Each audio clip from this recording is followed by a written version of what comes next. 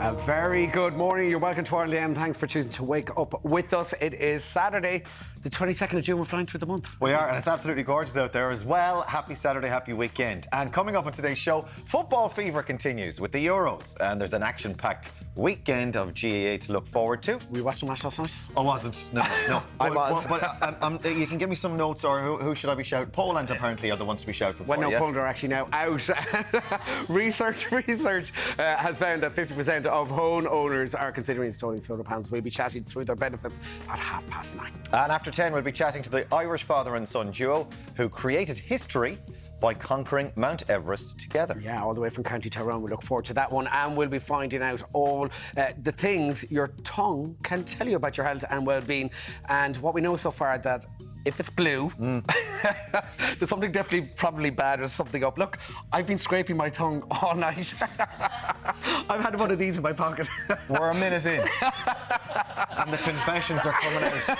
We're 1 minute in. You know, our tongue is getting examined this morning, right? Oh, here, he definitely needs it. OK, if you've got a blue tongue, there's something wrong. Unless you've been sucking something blue, in which case you've got an excuse. Yeah, funny man Rory O'Connor, a.k.a. Rory Stories, will be telling us all about his very special marathon challenge this morning. And Brooke, what are you making for us for breakfast this morning? Good morning. I also have been brushing my tongue like crazy. I don't want you to be better than me, but we'll find out. Now we are slap bang in the middle of festival season, and the great Charlo Clark is serving us up not one but two dishes to keep you going between stages. Yeah, we thought we'd bring along our granola pot. So fantastic start if you're going to any festival. Kaleidoscope is coming up, and this is a very quick and easy and mostly nutritious start to your day. And then in the second half, if you have me back, we're going to do a chicken and chorizo one-pot wonder. So we've got two wonders in the kitchen, and we're going to do a one-pot wonder later on. And it's all geared towards festival food, cheap and cheerful. And we're going to get the festival party started here today, Brooke, OK? We love a one-pot wonder. Yeah, we love that. Let's go. Would you have granola in the morning, Ray? My day doesn't start unless I have something delicious and nutritious and healthy. I haven't eaten Deric, I'm yet. very healthy. Either. And I was up for... And don't worry about your tongue as well. We've got you covered. Thank you so much. Thank you. We're scraping the tongue. Right, now let's get a check on your morning newspapers, and we start with the Irish Times.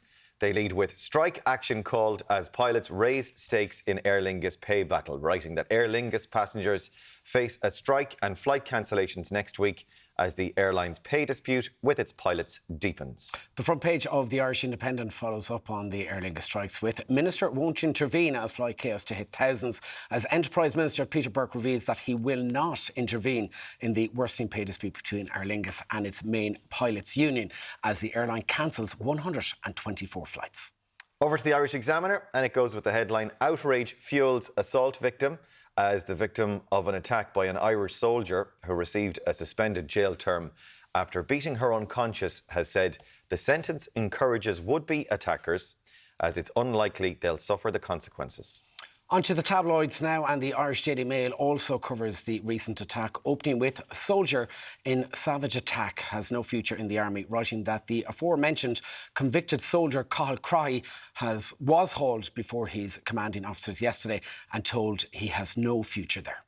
The front page of the Daily Mirror also focuses on Cathal Crotty's suspended sentence, and the headline there is Whine of Duty, writing that the soldier who beat a woman in that attack, and Crotty, he says he'd like to keep his job after she called for him to be dismissed. Also, the Irish Daily Star covers Cathal Crotty's plea with "Don't give me the boot," as the 22-year-old soldier who was given a suspended sentence for a brutal attack on stranger Natasha O'Brien wishes to stay in the army.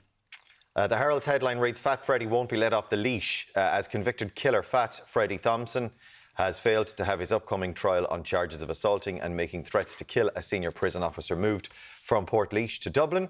And finally, the Irish Sun leads with wedding crash air, as bride-to-be's dream Italian wedding is up in the air over the Aer Lingus strike, which may end the hopes of the couple who are due to jet out next weekend for their nuptials. There's so many of those stories, people being affected by the strike. People, absolutely. You know, and it's not just holidays. It's like weddings and funerals and family gatherings and going, people all over the country. Yeah. And people plan for these events for months. Years, even in some cases. Years, yeah, absolutely. Hiya, Brooke. Hi. Hi, good to see you. I'm good. I was at Pink last night. Oh, how was she? She was amazing. Was she doing backflips? She's doing all the flips. I couldn't even spot her. It was like, where is she? Quick, get her. Take her down. I went to see her 10 years ago, and she was doing the same thing then, and absolutely incredible. She still got it, yeah. Yeah, she still got it. Yeah, she's amazing. So good. She's a That could be an you one day, amazing Brooke. performer. Someday, yeah. I just need to go to circus school or something. Do you know, I forget how many people watch this show. So I went for a nap after the show and I was walking to the Aviva and I stopped this couple and I was like, I love your dog. It was one of them Chinese water-crested dogs, the naked, bald ones. And I was like, I love your dog. And they goes, we know you, yeah. And then I was like, do you? I was like, oh, God. And then the people behind were like, yeah, we watch you on TV3. So it was the Fords from Arklow and Wicklow. So Guys. How you doing? Virgin Media television. Virgin Media now. You got to get on board the rebrand. We're doing DIY. Are we doing DIY? What's the crack? Yeah, okay. Yeah. So, are you unable to hang a shelf? Would you fork out good money for someone to assemble an IKEA wardrobe for you? Well, help may be at hand. Lisa Brady's in this morning's Irish Daily Mail. She popped her do-it-yourself cherry, her words, by taking a course at a women's-only DIY academy workshop where she learnt, amongst other things, how to drill into brick, screw and unscrew fixings and the differences between block and stud walls. Yeah. Now, I'm handy at hanging a shelf. I'm pretty good with curtain poles, planting, potting, power hosing. I can do it all. It's all pretty good. Yeah. Now, if you ask me to fix a tap, I'm out. Yeah. That you should be out. That you need a qualification There's to a do line. that. There's a call a man line. There's a level you reach, which is like I need to call a man. You could turn off everyone's water mains. I can't replace a tile, but electrics, I'm out. Yeah, electrics. Yeah, These well, are jobs. that's a funny one actually. There's some electric. Well, I couldn't do plumbing, and I can't really do that kind of tiling thing or anything like that. But when it comes to electrics. I know the house might be on the verge of burning down, but I'll do a few YouTube videos. I'll have a bit of an explore and see, and then because YouTube has changed everything in terms of DIY. Yeah. You'll have a flick through and you'll go, geez, maybe I could have a go at that. Yeah. Like I say, the house is about to burn down. I'm just glad I'm not in it. I have a friend of mine from Leitrim, and he literally watched a YouTube video and floored. He did all his own floors at home in Portmarnock. Yeah, that's fabulous. Yeah. Kieran Green, if you're watching. Cheers, Kieran. Fair play to you. Anyway, DIY. Are you a DIYer, or did you learn it all on the internet, or do you always have to call someone? Drop us a text on the. There it is. WhatsApp 0896 111 111. Absolutely. Now get in touch. Of course, there was big VAR controversy in the France-Netherlands game last night. We'll be going through all this morning's sports stories next. Stay with us.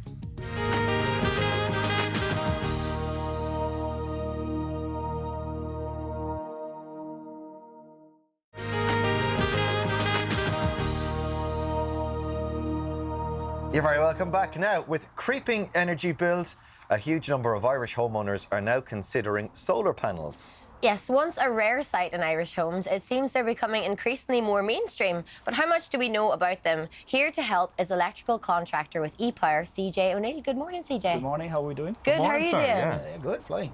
Good. Now, We've got a lovely bright morning for it anyway, thank God. It wouldn't be nice to be sitting doing solar panels in the rain. No, definitely not. You've got a massive solar panel here in front. This is look at the size of it. it's massive.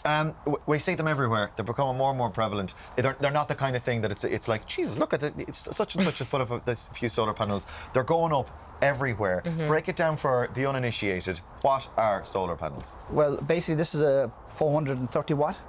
It's a bifacial solar panel. It's made up of about 144 cells. Yeah. And each individual cell is made up of what we call a solar wafer. So it's 2 layers of solar or silicon, and in between the silicon is phosphorus and boron. So when the sunlight penetrates that, they kind of mash together and they create an electrical current, which then heads out and gets trapped in these connectors, and then heads down towards your house with DC current. Right. Okay. So has the technology changed much in the last, since the early days? Oh yes, it's changing every 6 months. Really? Yeah, like a couple of years ago we were probably talking about 260, 280 watt panels on your roof. We're up to 430 now, possibly 480, 500 watt panels. So they're doubling over the course every few years. Yeah. So it's technology moving constantly all the time.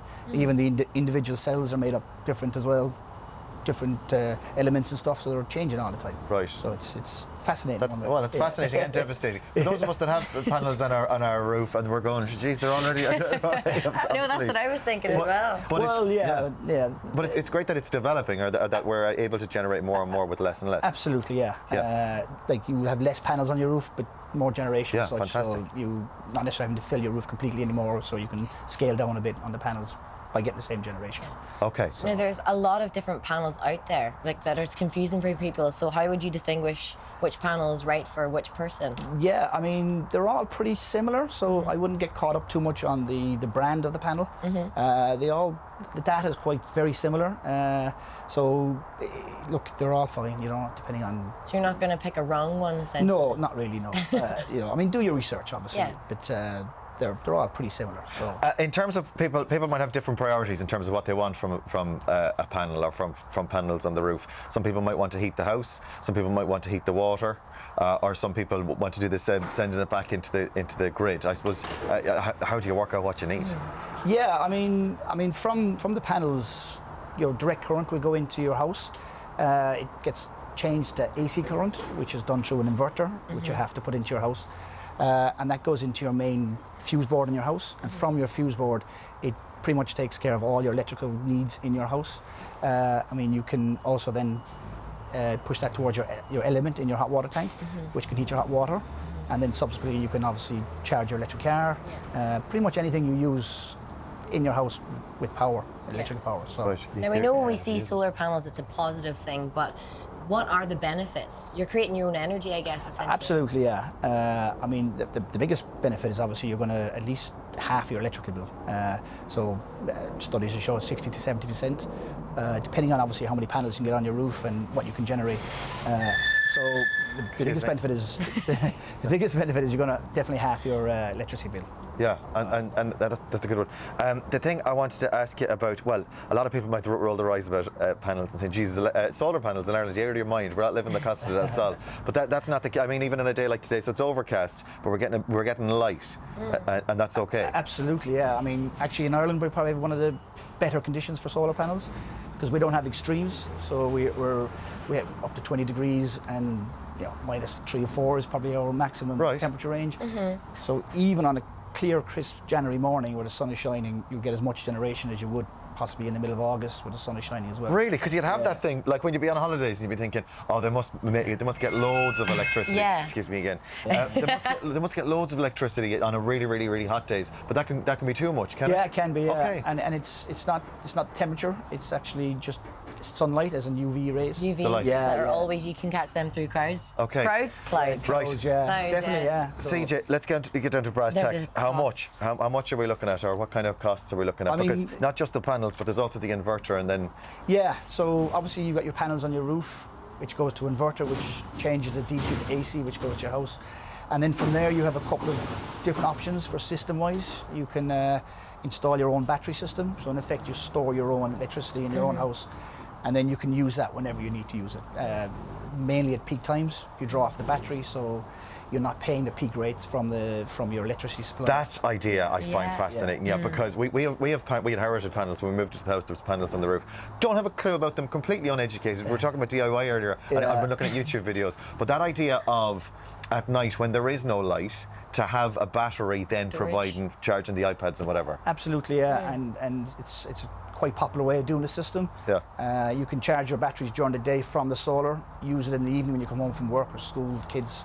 And then when that drains down, you can actually charge your battery again from 1 a.m. to 6 a.m. Depending on your supplier, you can get a cheap rate. Yeah. So you can charge your battery from the grid, and then you can use that battery again first thing in the morning, and then during the day, hopefully, it charges again. So you're getting 2 cycles out of your battery over the course of 24 hours. Yeah, and you're using it, so is it a big outlay then initially? I mean, it all depends on the roof structure and how your house is obviously constructed. Each house is different. You have to kind of design a bespoke system for each house. Like a 2-story slate house is obviously more complicated than a single-story bungalow in a fitting wise. But it just depends on the house construction really, and how accessible it is and stuff like that. So. Are there grants available? Yes. So you can get a grant up to 2,100, and that's anything over a 4 kilowatt system. So like it's about 10 panels plus, depending on what size panel you use, obviously. You get a full grant of 2,100 off SEAI, and that will go towards the cost of obviously installing. Okay. Your average install, probably without a battery, is probably around 6,000 or 7,000 euros. Again, depending on what company you use and again, done on the house construction stuff and what's needed, is scaffolding needed, is there, you know. Yeah, okay. And you have to kind of take into consideration cable runs, routes back to the fuse board and things like that, yeah. I'm guessing in terms of what we were talking about at the very beginning, that like the better the technology becomes, if you only have a small amount of roof space, you can still put on a pretty effective panel now at this stage, right? Yeah, okay, absolutely, yeah. I wouldn't get caught too much on your roof space. I mean, as I always say, there's no such thing as a wrong system. So if you can only get 4 or 5 panels on your roof and generate, I mean, it's fine. You're definitely cutting your electricity bills and the cost wise, and obviously the bigger systems for bigger houses. You know, it's. We're out of time. I just wanted one more thing. If I go and update the panels, if I've got panels or I spend the money on it, how long will I get out of them? Panels about 25 years. Okay. 25 years? Yeah, okay, yeah. It's worth knowing. How long have yours been on your house? But, they've been there 10, but like, I haven't a clue. I don't even know what they do. They might as well be slates for all I know. But now I will go and educate myself. CJ, thanks so much for joining us. No worries, it's been a pleasure. Cheers, man. And fingers crossed we get some more solar panel weather. Still to come this morning, we're doing festival snacks and giving the healthy granola pot a fun twist. Plus, it's one for the dog lovers. We are snuggling some puppies. See you after this break.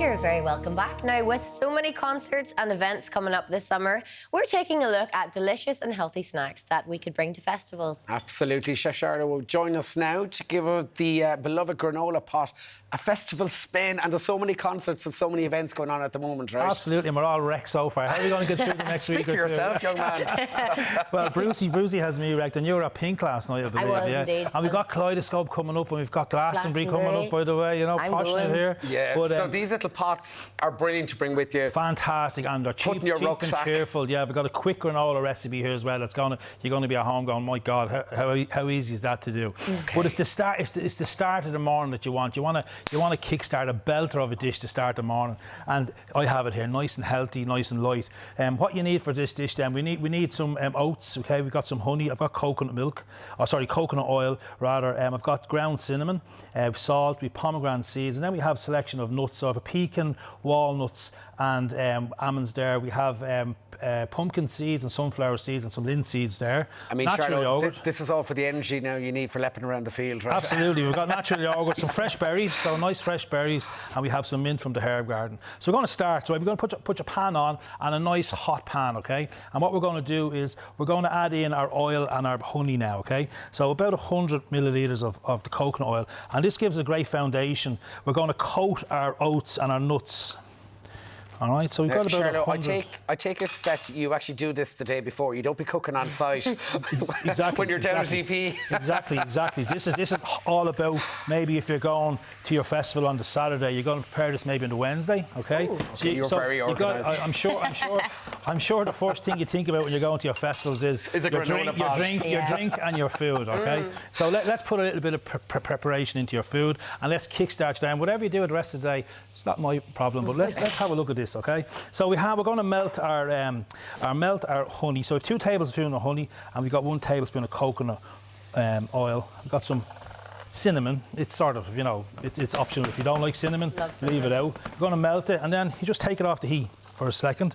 Add in then, we've got oatmeal. So we've got 150 grams of oatmeal. That's porridge oats. With our seeds, and we have then our nuts here, okay? So hazelnuts, almonds, whatever nuts you have in your store cupboard, all right? This is bringing the crunch element, so we're making a crunchy granola. So back on the heat. The heat's a medium heat, okay? We're going to stir this, combine it all together. That's packed full of protein there now, right? Packed full of protein here, and you have your honey here, and you have your coconut oil, so your flavour's absolutely dancing in this pan now in a few minutes. And what you have is you just need to make sure you keep on turning it so it doesn't burn, but you'll hear things popping. Charlotte, what heat are you talking there now on the pan? You're talking here, this induction, I have it up to 7 and 8, right? So, again, your medium heat on your gas as well. Is that okay? Now, as opposed to baking it in the oven, this is a real quick and easy way to do it. You're not looking at temperatures and taking it out and turning it and stirring it. It's just one pot wonder. And that's what we're doing today. That's the theme of today. I'm doing a chicken dish later on as well. It's a one pot wonder. 7 or 8 minutes turning, you'll notice the colour going a little bit darker, okay? You want to get that golden colour. Does the oil have a higher burning point, the coconut oil? No, it's fine. Once you mix it with the honey, it's perfect. Oh, it's grand. Okay? Once you mix it with the honey, it's perfect. And then you just put it on your greaseproof paper and you let it go cold. Just to sort of layer it so that it's not on top of each other. Just spread it out and let it go cold. And it goes cold and it goes nice and crunchy. So you have this then, I'm just going to take this off the heat now. You have this fantastic granola mix. You get your jar, all right? And this will last up to 2 to 3 weeks in your store cupboard. But again, it's not going to last for 2 or 3 weeks because you're going to be eating it every second day. Isn't that right, Deric? This is fantastic. So, just in our greaseproof paper. Just in our greaseproof paper. And we just pop it into our jar. Charlo, I believe you were a massive Bruce Springsteen fan. Am I correct in saying that? That's correct, yeah. Up in Belfast, you were in on top of him. I was you checking out my post? I was. Yeah. I was So having we're a up go. in Belfast, up the day before, and we queued up, and we get up to the barrier, and massive Bruce Springsteen fan. I've cooked for Bruce Springsteen on 9 world tours, by the way, privately. So I went through that last day. How did you get that gig? I got some signed. I've met Bruce, met him in Broadway. We gave him some foodie bags in Broadway, Irish foodie bags. We give him tough when he comes over. We look after the boss like he's never been looked after. Oh, I before. love it. Okay? Well, your boss is here this morning now. Look. She's right beside me. Today it's all about Brooke and Deric. So we have, how long have you got about Bruce? Oh, no. Okay, so here we have our natural yogurt here. So we have our pots, and these are great pots for the campsite, okay? For the camper van, all right? Okay? Where would Make you get these in them at? advance. Get them in any store, okay? So natural yogurt here, a little bit of honey. And we're just going to add a little bit of honey in here to your natural yogurt. Now, I love, if I don't have the honey, I love a bit of maple syrup. Okay, Just add a bit of sweetness. Exactly. Does yeah. Bruce like honey? Bruce loves honey. Honey and lemon for his vocal cords. Absolutely. A bit of granola So you on just top. pile it up there on top. Exactly, yeah. And look at how cheap and cheerful, okay? So you're sort of, when you're going to make this, have a look at your store cupboard. You'd be surprised what you have in your store cupboard. Deric, check your best before dates. Okay, yeah. But it looks very, very tasty. Yeah, and then you have your you then top all it the down with fruit. your fruit. So look, we have nice freshly washed fruit here. We've got berries, Wexford strawberries that I got this morning off the guy on the side of the road here, and we have just going to top these. We have a few grapes. Throw a few grapes in there as well. Strawberries banging season at the moment. Strawberries banging season, but I mean, this is just absolutely delicious. We're going to then top it with a little bit more of honey, all right? So this is to undo all the bad stuff from the night before, right? Exactly. When you're rolling around the grass. This is your sunrise granola pot. Can you just come to the festival and make it for It's us? better to be a private, high private hire. I can ring in sick and put a disguise on. Absolutely. So a little bit of mint, a little bit of edible flour, and I mean, come on, guys, this is just a great start. What flour to your is day. that, by the way? It's just an edible flour, it's sunrise flour, okay? Sunrise flour. Yeah. So if you'd like to have a little pansies, you can eat them. taste. Calendulas, you can eat them as well, can't you? You can eat them in. Yeah, there's a spoon for you there. Mighty, Look at this. There we go, folks. I was out cycling this morning at 6 o'clock. Yeah, and rub it as you said a few minutes ago, Deric, it's full of protein. You have your protein in your yogurt, you have your protein in your nuts. Adding your berries in there, and you're getting some of your 5 a day in as well, okay? I'm like a cow chewing on the cud. Yeah. I'll eat anything. Yeah, well, there you go. Well, there's no design on I'll eat the that mint jar, leaf. so yeah, I'll eat the mint leaf as well. Okay, so it's a fantastic though dish, and like if you can make your granola, a couple of days before, and nice and crunchy. And the trick is, layer it out, let it go cold. Don't put it into your jar hot, okay? Now have a little present, because you told me you were going to Glastonbury. I am. You're going this Wednesday. Okay? Yeah. You never told me that. I did. I did. Oh, sorry, we're going to Glastonbury. Oh, you're going with the boss. Yeah. There's a little present for you. So now I want you to send me and Deric a picture of your granola pot. Oh my goodness. Okay, so there's one of My mum Charlo's is homemade going to be granola. so. I'm going with my mum and dad, by the way. Okay. Can you bring that through the airport? I'm going to go on a train. If you get stopped, just tell them Charlo sent you. Okay. Question: Derek, was Paddy Smith there? not to be outdone. I give Deric the half-filled one. Half one, I'll fit it up later. Was Anyway. Paddy Smith? No, she wasn't. She wasn't Good man, there. Charlo, the boss. All right, full recipe details are on our website. Charlo will be sticking around for more cooking a little bit later on as well. Now stay with us, because we meet the Irish father and son who just made history by climbing Everest together. So tasty, feed it 3.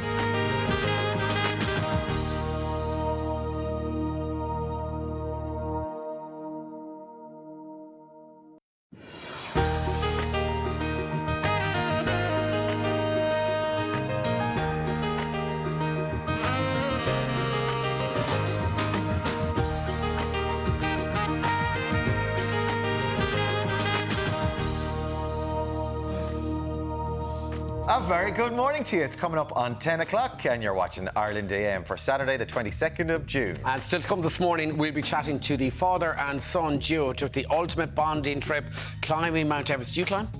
I climb into bed. That's as good as it That's about gets. the extent. I climb up the stairs to bed. A lot of bed-related climbing, but beyond that I don't do an awful lot. But I do get all the gear out and everything, the crampons and the ropes. Oh, yeah. Yeah, you got to be safe, guys. Safety first. Absolutely. We all brush our teeth as well, but do you brush your tongue? We'll be looking into how you can tell if you've got a healthy tongue or not. I'm still scraping. I'm scraping the granola off. Yeah, that's coming up later on. Check your tongue. Plus, he's carved out an incredible career from his massive social media following. Rory Stories will be dropping by a little bit later on.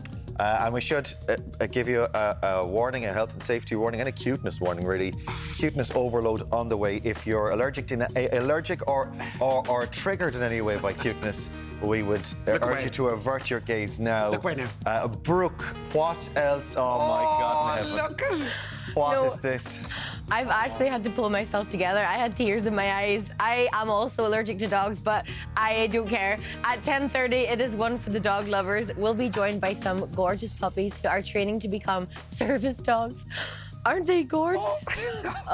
Oh, they are I'm so smitten. beautiful. Absolutely You can't take them adorable. home. I know. You I can't know. take them home. So cute, so adorable. So And you know, the puppy's lovely as well. Cute. Look at her. Isn't she adorable? Look at that Poonam. Yeah. Right, we'll come back to you. Now let's have a check on your morning newspapers. We'll start with the Irish Times, and they lead with strike action called as pilots raise stakes in Aer Lingus pay battle, writing that Aer Lingus passengers face a strike and flight cancellations next week as the airline's pay dispute with its pilots deepens. Next up, the front page of the Irish Independent follows up on the Aer Lingus strikes with Minister won't intervene as flight chaos to hit thousands, as Enterprise Minister Peter Burke reveals that he will not intervene in the worsening pay dispute between Aer Lingus and its main pilots union as the airline cancels 124 flights. On the Irish Examiner, it goes with the headline, Outrage Fuels Assault Victim, as the victim of an attack by an Irish soldier who received a suspended jail term after beating her unconscious, has said the sentence encourages would-be attackers as it is unlikely they'll suffer any consequences. On to the tabloids now, and the Irish Daily Mail also covers the recent attack, opening with Soldier and Savage Attack has no future in the army, writing that the convicted soldier Cathal Crotty was hauled before his commanding officers yesterday and was told he has no future there. The front page of the Irish Daily Mirror also focuses on Cathal Crotty's suspended sentence, and the headline is Whine of Duty. Also, the Irish Daily Star covers Cathal Crotty's plea with Don't give me the boot.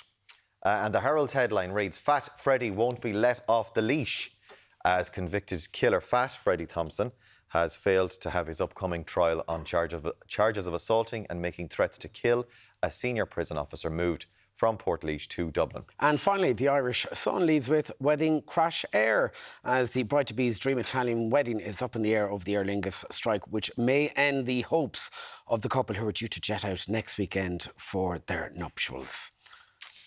Now, one of our own, Shiva, Speaking got of married nuptials, yesterday. yeah. Shiva and Cathal. She got out in time. I know, and the weather was beautiful as well. No, it wasn't. No, rained. it wasn't. It rained. It rained. It's In in Donegal, she got married yesterday, wasn't Maybe it wasn't raining in Donegal. It was raining all day. No. I was looking at the radar and I said, oh, God, love her, the poor girl. Well, I actually haven't seen any photos, so this is my first. Oh, flick her shin. Thought she got hauling. Oh, Shiva, you looked unbelievable. Look at the Our gooner biggest there. congratulations to all of you. I was texting Louise, who's presented on here before, asking There's for her pictures, and she new didn't hubby, send me Cathal. any. Look at that. Isn't that absolutely beautiful? Oh The my veil, the goodness. flowers. I love that so much. We're dissecting the bride here now. Yeah, because I could not picture what she was going to wear. I had no idea, and she wouldn't tell me. I had a feeling she was going to wear a wedding dress. Really? Yeah, I had a Something feeling. white. Did you think? Me and Look Shiva were at like her that. We there, the discussed it figure. first. I know Look she's how been happy training she for is. months. But She look has at been the working out. smile. Yeah. The gleaming. She's just oozing And Cahill's radiance. such a handsome young man, isn't he? They make a beautiful couple. Fabulous day. It looks like a fabulous day. Were either of you invited? Because I wasn't. I just said I'm going to stick to the fort to hold this down. I said, you know what, don't worry about it. Because I have work to do. We don't mind going to the afters or anything. We'll just show up for the sandwiches afterwards. I mean, do you know, it's nice to be asked even. You know, it is, but you look. Stephen, to be brought up. Next it time. looks fabulous. Huge congratulations, guys. It looks like you had a lovely day. Despite the rain. Even though we weren't there. But anyway, look, we're not going on about it now. There was what else was going on in the world? There's Taylor Swift, of course. Is she next weekend? Yes. Now, Taylor Swift is playing in the Aviva next, it's June 28th, 29th, 30th, right? And it's turned out that Dublin is now the third most expensive city for the gig, right? This is according to a Jeff Beat study, which has found that it'll set fans the average ticket price £158. Then obviously there's the travel, there's the hotel. There she is. She's responsible for all the expense. Is that for one ticket? 158. Yeah. And then you have your taxi in and out. You have food. You have grub if you're having a few drinks. Now, I did go to Taylor Swift last time. I'm not a huge Swiftie. Neither. But I love the music, but I don't know the lore. I don't know all the drama. I mean, is she worth it, is the question. Well, she is to her fans. She's the biggest artist on the planet and people absolutely adore her. Now, bear in mind, she couldn't sell out Croke Park the last time she was here. I have a theory. I'm sure she lives asleep over that. There's $1 billion or whatever her latest valuation is. I have a theory, okay? I think what happened is people fell in love with Taylor Swift and then they had kids and everyone has grown up. It's like 2 generations have grown up because how many albums has she released? Yeah. It's like you can attach so many moments of your life to so much of her music. And I think that is where the connection comes from. Mm-hmm. But again, back on the price. We're what? What did you say, Derek? So we're the third most expensive. Now, Warsaw in Poland, if you want a cheap weekend to go see Swiftie, that's the cheapest. £63, 62 cents. Okay. Yeah, so that's not bad. That's just the ticket, is it? Yeah, but then can you get out of the country with the strikes? Well, with the strikes, yeah. Well, there are loads of options. And when are the... Well, she's all over the world, so you can just explore what your you can go wherever she's on in Europe. Obviously, this weekend in Dublin. But you're talking about the meal. A meal could end up £50. Then you have a couple of drinks if you're doing that. You have the taxi in and out. Yeah. I mean, there was rickshaws charging £40 last night to get in from the Aviva. From Pink into town. I mean, it ends up a mighty expensive weekend. Yeah, but it comes down to experiences and what's important to you. And you're going to, you're not going to do Pink and Take That was on last night. Everyone's hungover today. Between Take That and Pink and everything else last night. But again, everything is happening at the moment because it's the summer season for festivals and gigs. And you're going to pick your gigs. You're not going to go to them all. You're going to go to the ones. I just think it's the price of it, Ray. You know. Yeah, apparently it's a show of a lifetime. Like apparently, people that are going are like. Yeah. It is a huge... Now, I'd pay to go to one of your gigs. Thank you so much. It'll be a lot cheaper than 150. I'd pay double that. Thank you. Yes, I'd be happy to. My guys. DIY, we were talking about it earlier on. And do you DIY? Are you the one that does the DIY in the house? And do you use... Are you a YouTube student? There are these DIY courses now where we can go and learn the bit of DIY, which is very handy. Deirdre says, every woman and man should be able to do their own DIY jobs. I'd never ask no one to do nothing. If I do it all myself, at least I know the job will be done and that I won't have to wait on anyone from Deirdre. On, Deirdre. Do you know what, Deirdre? Fair play to you, more power to you. And the whole kind of... I've been sitting here for 2 hours waiting for that fella to come and he still hasn't arrived. And then he's forgotten about me. Jen is like me. Jen said, I have my own little pink toolkit, but I'm still not great at DIY. I still have to call my dad and do all my tech, plumbing, DIY. No matter what it is, he'll fix it. That is the classic one, isn't it? I'm going to ring my dad. Yeah, every time. Call Dad. Every time. Come here. Any more texts? The WhatsApp there is the the number there. It is WhatsApp 089. Reading it off the telly. 0896 111 111. There we go. Get in touch. Anyway, up next we'll be chatting to the only Irish father-son combination to reach the summit of Mount Everest. It's going to be a cracking interview. Stay with us.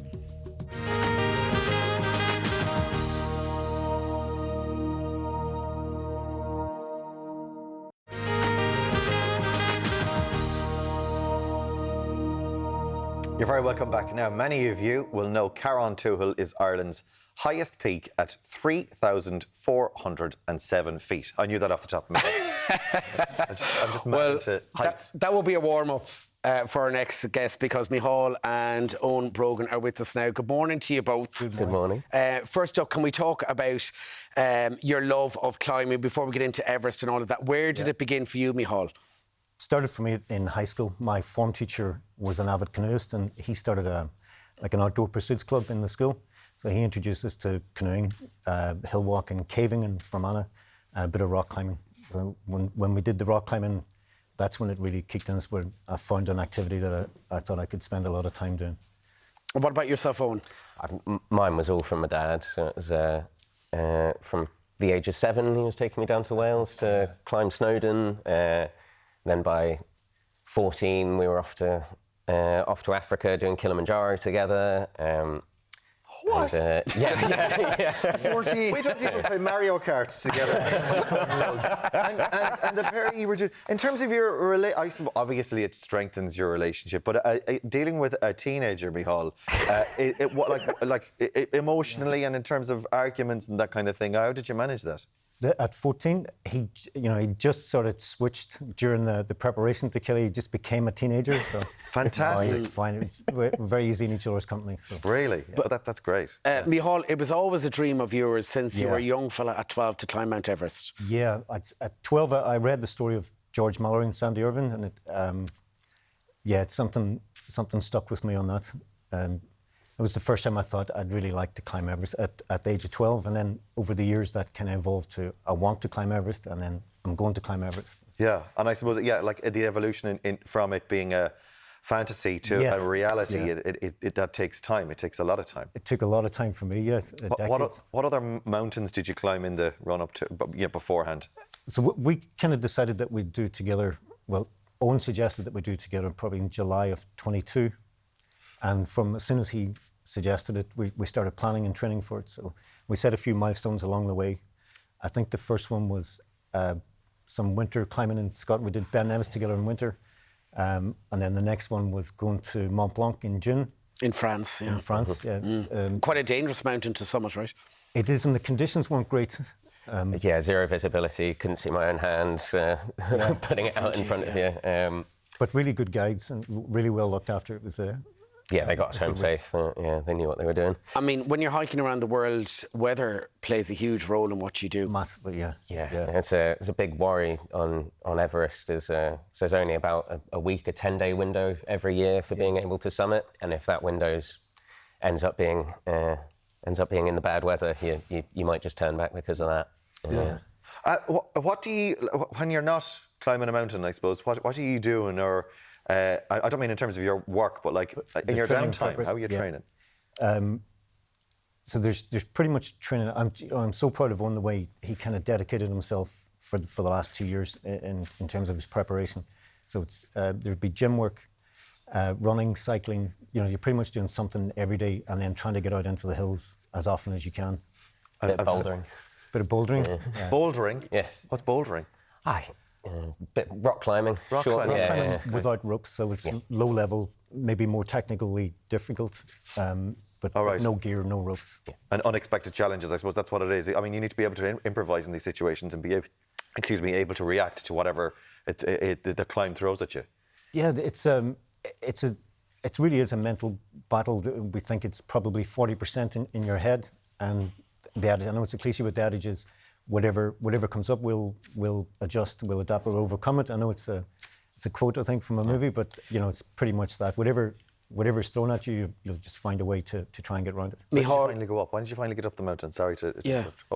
We went up on the 23rd of May and summited in the morning of the 24th. Right, and you're just back. There's a great photo. Look at that. Oh, my word. So that's Camp 2. We're just leaving there to go up. I mean, Micheál, only 11,997 people have successfully climbed Mount Everest. No, that's successful summits. Successful summits, yeah. I mean, you failed on your first attempt. Well, my first attempt, I went to do a Camp 3 climb, which is to the South Col. And once that was agreed and I'd signed up for it, the company, Summit Climb, came back to me and said, look, if it all goes perfectly and you're happy and you're acclimatised, we've got the option where you could swap over to the Summit team. So I took them up on that offer. As it turned out, it didn't go perfectly, and I made a decision after the acclimatisation to Camp 2. I thought it'd be more prudent to go home.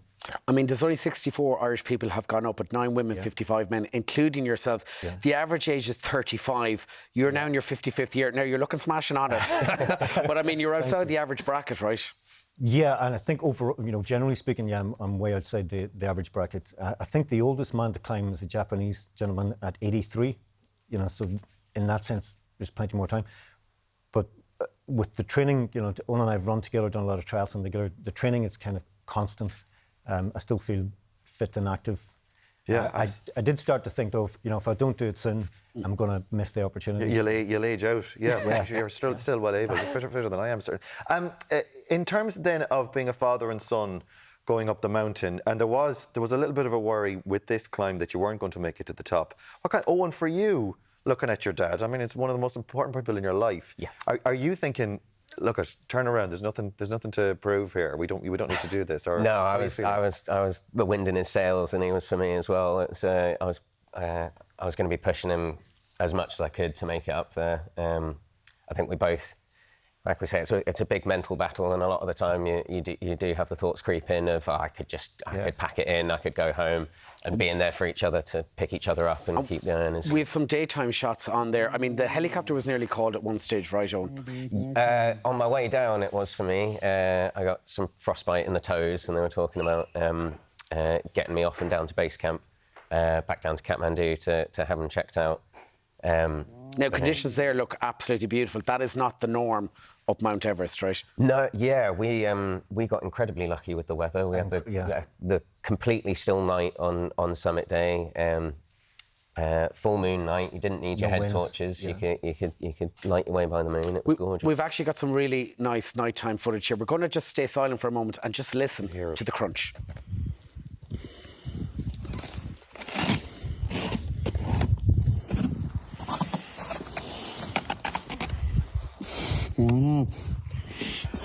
I mean, it's a very solitary experience, right, when you're up there. Gosh, yeah, you're very much in your own head as well, focusing on the next step. Every single step so hard. One thing you can't get away from as well. It's very high up, isn't it? Yeah, it's very high up. It is very high up, isn't it? Yeah. So once you guys, isn't it? You guys then see like that. You're focused on one thing. Each step, make each little piece of it, each little bit of the climb until we get all the way to the top. You didn't realise then that you were unique in that you were the first father and son to do it. No, it was probably a couple of weeks in before it was mentioned to us. There's a gentleman who runs a website, irish7summits.com, Paul Devaney, and he records anyone from the island of Ireland who attempts an 8,000 metre peak. He's a very comprehensive list and data on that site. And he pointed out, he said, if these two men are successful, they'll be the first Irish father-son. I mean, you were separated for the final stretch. What happened there, Owen? So the day before summit, Dad had a tough day. A tough day, yeah. A slower day than he'd had for the rest of the climb. And what you want to do on summit day is stagger the release so that everyone summits at the same time, around 5 a.m. All get there for sunrise. And so, based on the previous day's performance, we set him off a couple of hours before me. Give him a head start. Give him a head start. And then we met up. You'd been on the summit 15, 20 minutes by the time I caught you up. And we got our photo together, and then... And I believe his words were, "What took you so long?" Yeah. He's not going to let me live down that he got there first, I guarantee. Yeah, but now you're a huge congratulations, and you're record breakers. The tattoo. Yes. Can we have a look at it, or can we... This was done 2 years ago when we made the promise to do Everest. I sort of decided, since I've done Everest and Kilimanjaro and now Mont Blanc in the training as well, I may as well go for the 7 summits. Absolutely. So we've got them. I'll be dating them and ticking them off as I go, is the plan. Well, gentlemen, thank you so much for joining us here this morning. We really enjoyed our interview. Congratulations on being the first father-son duo as well. What an achievement. Get yourselves up, Karen Toohil. Next up, you don't want to miss, very cute puppies are coming to pay us a visit. Stay with us. We'll be back after this.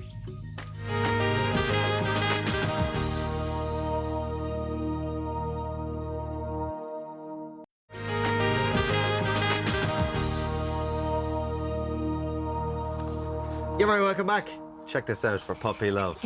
And they called it Puppy Love. She can sing, I can't. These little pups are all training to become service dogs. And they're all from the national charity My Canine Companion, whose main purpose is to provide highly trained service dogs to people with needs and disabilities, particularly autism. And we're joined now by Laura Sullivan from My Canine Companion, along with volunteer Nikki Kearns, who's currently raising 4 puppies. Good morning, ladies. Good morning, puppies. Who have we got with us this morning? What are their names? This is Ziggy. Ziggy. This is Zane. Zara, and you're holding Zach. Zach, my Hi, brother. Zach. Now I'm sensing your a new theme daddy. with the Z's. The Z litter, yes. We do them in alphabetical order. There you go. All right. As the litters are born. So that just that we can keep track of He's... litters and breeding and... Now tell us a bit more about My Canine Companion.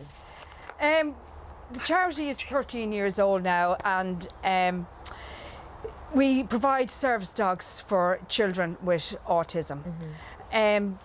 We do the puppy program, which is these pups now will go out directly with the families of the children with autism in the next few weeks. So then they will work closely along with us and to get their training up. So this way we just find the success rate is very high because the pup is in the family, getting used to the family growing up with the children. And so then what happens is they will go out, and when they're in the next week or two, and the families will come to myself or whoever other instructors they're handed over to, and they'll, for the first 4 weeks, they will see us twice a week. Okay. Just for a training class. Then after another 4 weeks after that, then we see them weekly, and after that, then it's fortnightly. Just to get them up.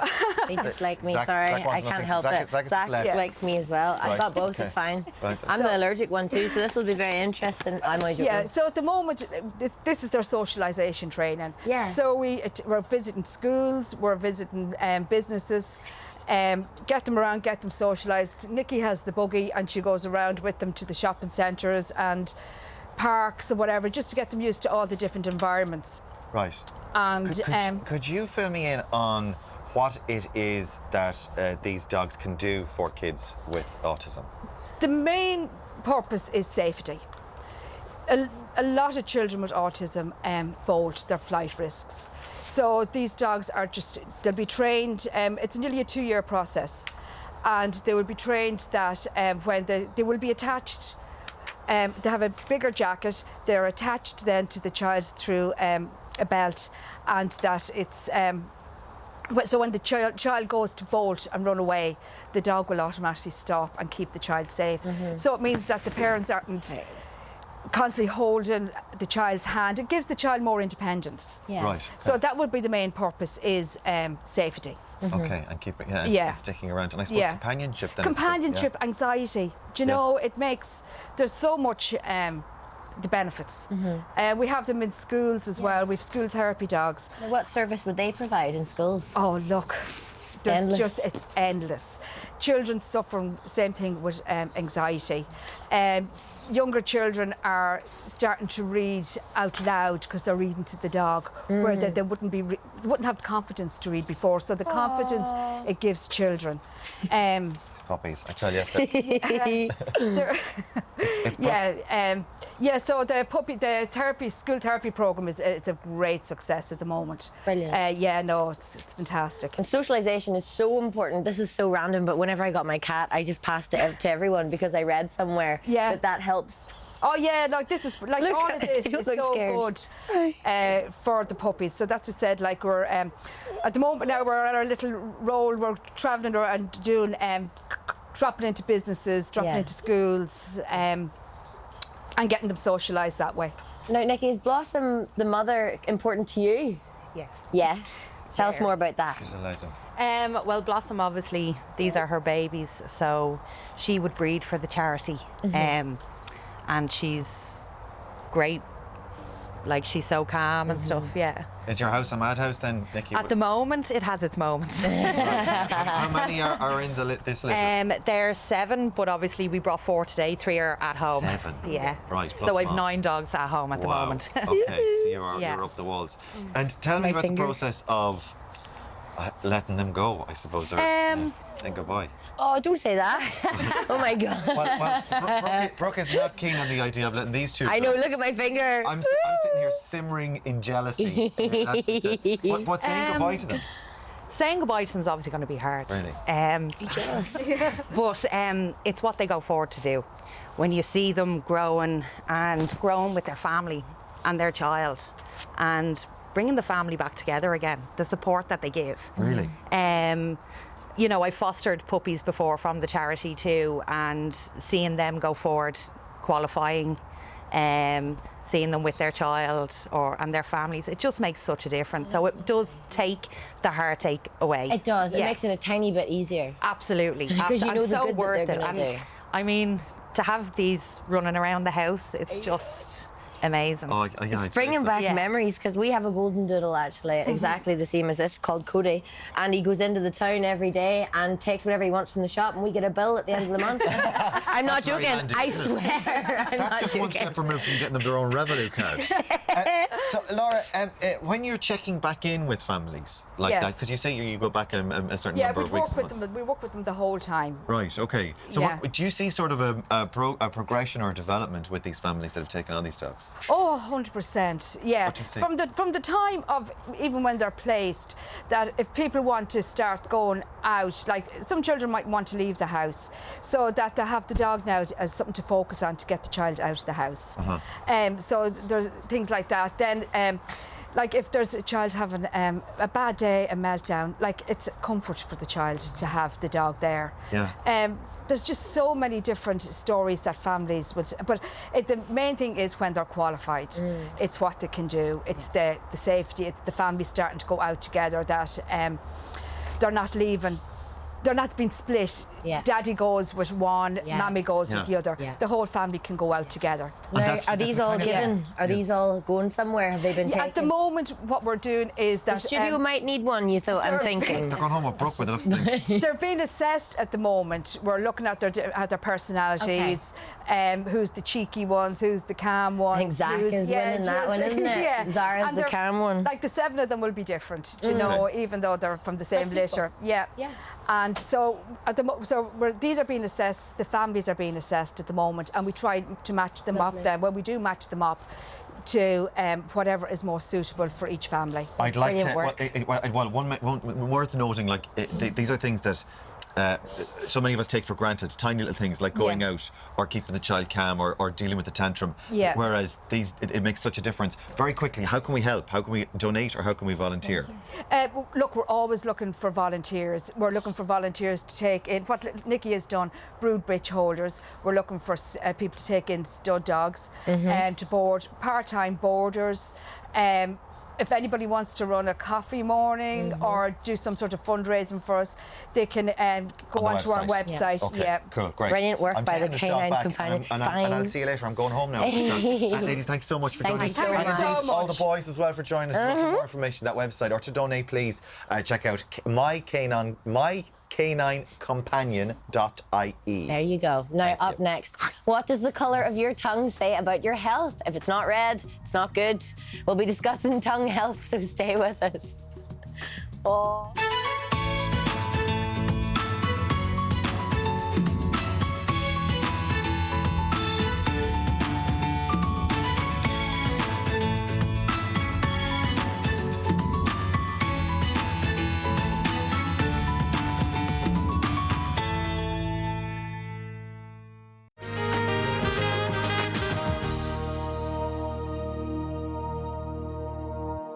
Now, welcome back to Ireland AM. The tongue may be one of the most smallest organs in the body. Is it? I don't know. You've got a big tongue. Shut up. That's so rude. But in Chinese medicine, I can tell you, oopsie, a number of things about your overall health and well-being. Well, from the size to the shape and even the colour, Chinese health practitioner Fiona Barry is here now to tell us more. Thank you for joining us, Fiona. No problem. Do I Thanks have for a having huge me. tongue? Oh, you have a gorgeous tongue. Thank you. You have a tongue that somebody would like to snog. What could be better? Absolutely. Yeah. Before you examine our tongues a little bit later on, obviously Chinese medicine involves a lot of assessing, a lot of diagnosing. Tell us how important Chinese medicine is, you know, going back over thousands of years. Well, all medicine started with observation, same for Western medicine.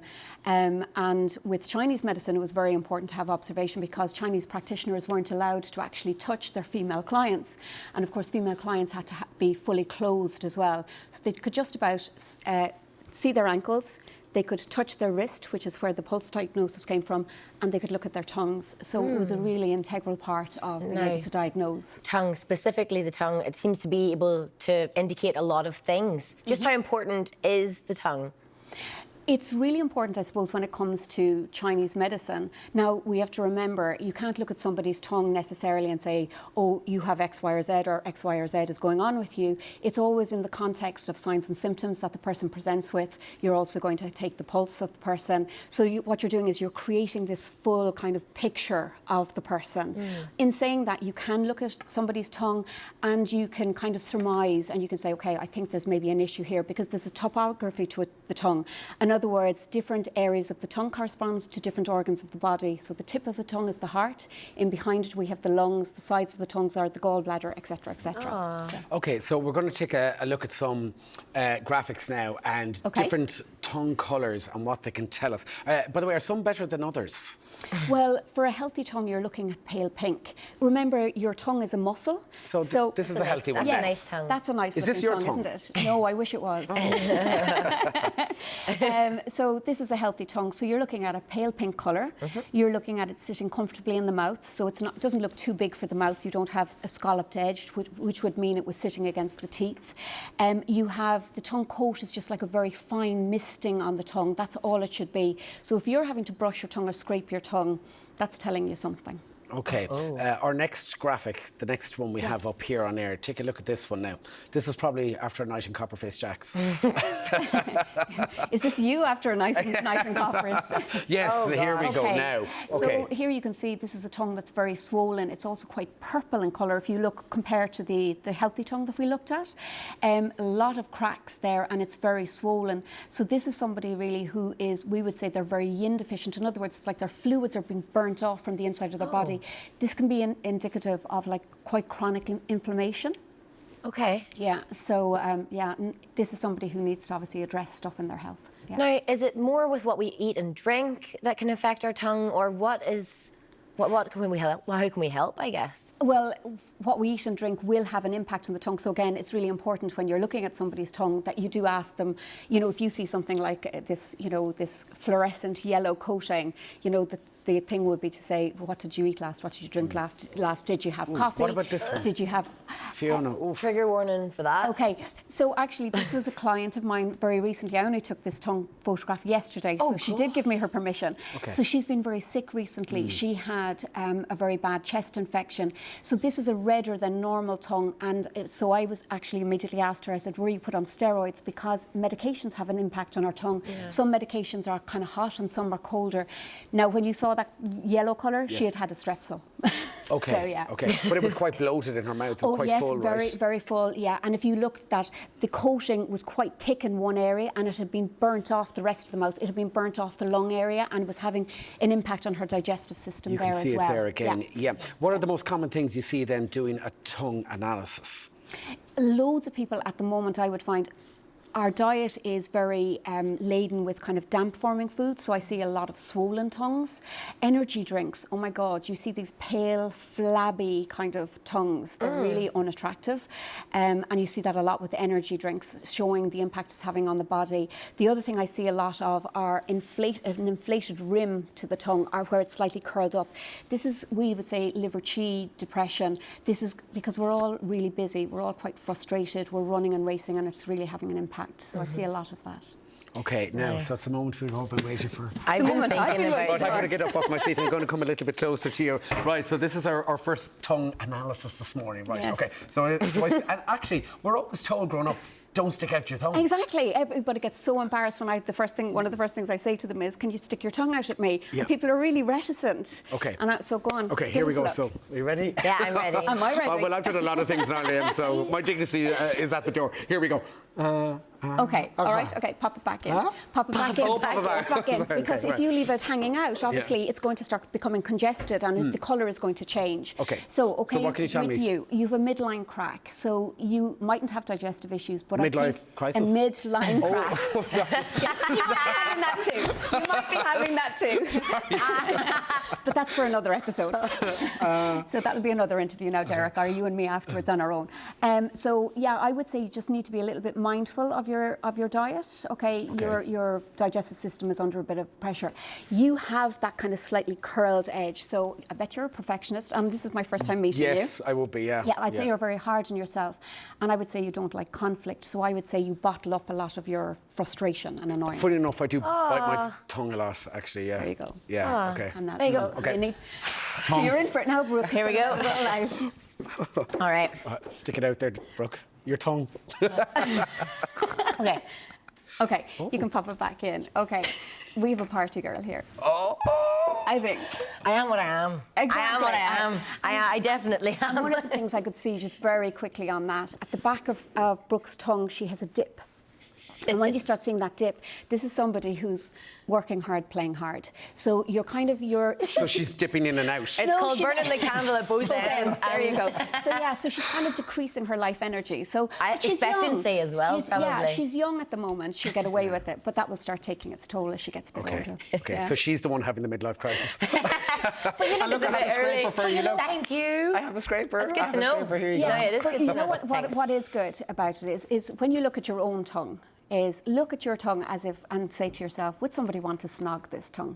Thank you so much. Yeah. Genuinely, thank you so much. Now, if you are interested in learning more about your Chinese medicine, well, not yours, but you can find out more with fionabarry.ie. Thank you After so the much. break, we're catching up with the one and only Rory's stories, as well as trying our hands at a bit of Bollywood dancing. I would snog your tongue. See you at Thank break. you.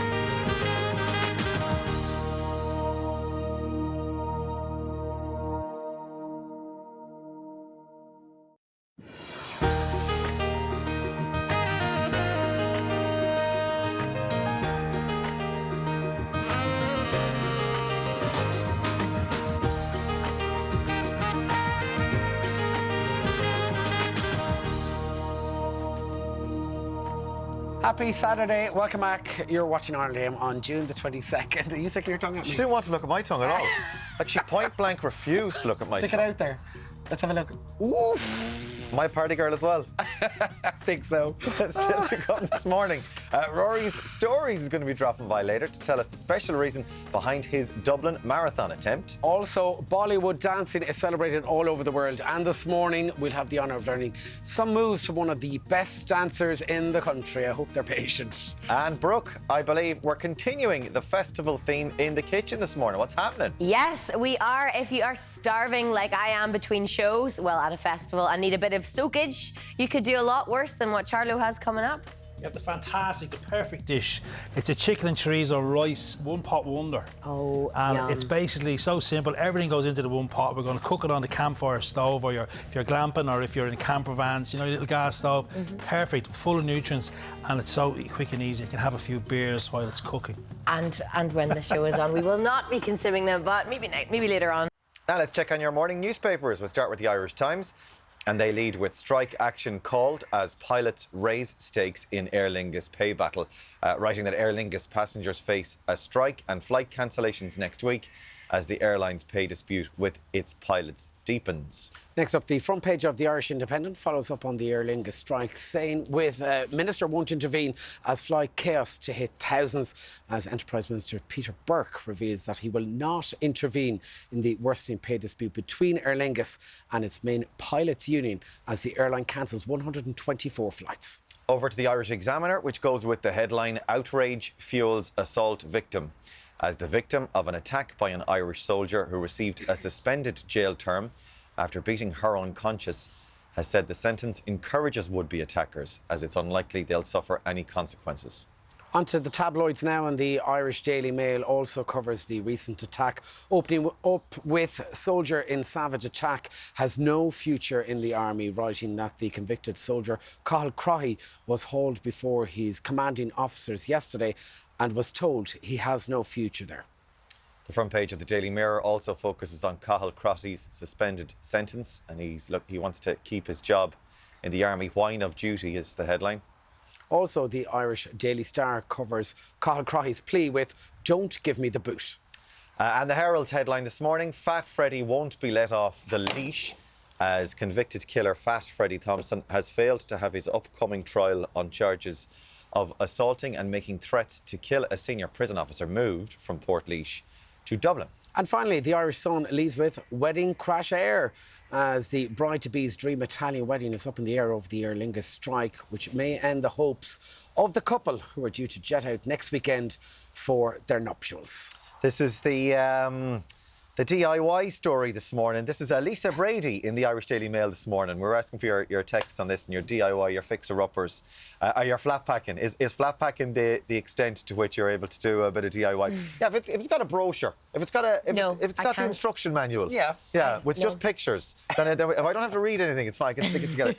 Lisa Brady says she took a course at a women's-only DIY academy workshop, and she learnt, among other things, how to drill into brick, screw and unscrew fixings, and the differences between block and stud walls. Your texts. Yeah, Stephen says here, before COVID, I couldn't even change a plug, but YouTube changed my life. And then he's now into furniture building, like yourself, neon sign making.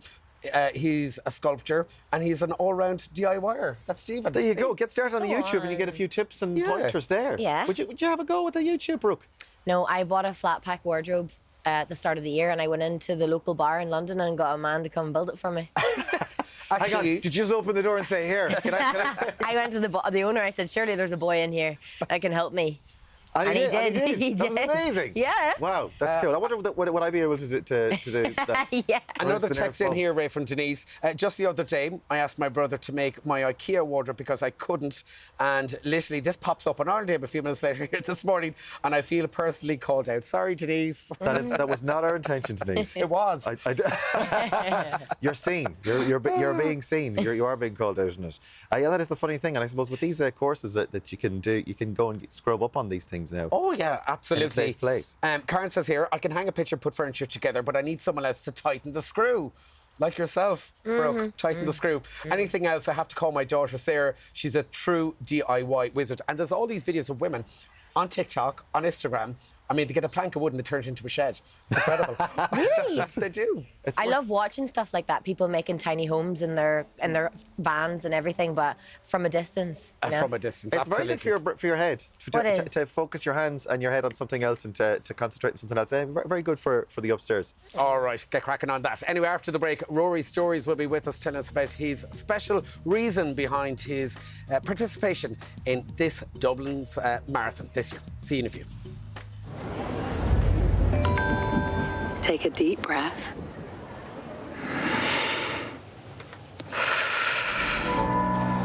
Let tension drop away. It's good to see you. The Fantastic Five, back together again. This is a vacation, remember? Sorry, it is my actual wedding. Where are we going then? This is supposed to be an adventure. Slow down. Stop the boat! We're gonna sink. I can't swim. I just need to hold on. We can do this.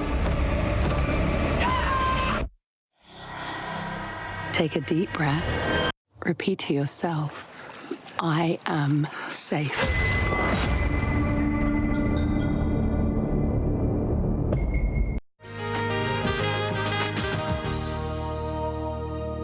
You're very welcome back. Now, you know our next guest from making millions of people laugh out loud on social media as Rory's Stories. Absolutely. And now he's taking on a brand new challenge as he prepares to run the Dublin Marathon, raising awareness for those caring for someone living with autism. Adam and Rory Stories.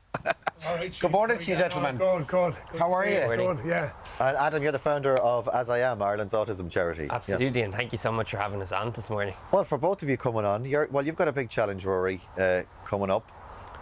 We'll get to that in a minute, but we all recognise you from social media, your books, and so much going on, so many plates spinning. This particular challenge, could this be the hardest one, the toughest one yet? Yeah, certainly, yeah. As they say, I don't think I'm built for running, as the saying is. Like, the ground will be fairly tired when I start pounding it. So, be a few cracks in it, but listen, it's a challenge, like, you know, and I'm always up for it. Like, I always like having something to focus on, so this is the ultimate for me anyway. And when you say to that, have you run one before? I'm like, no.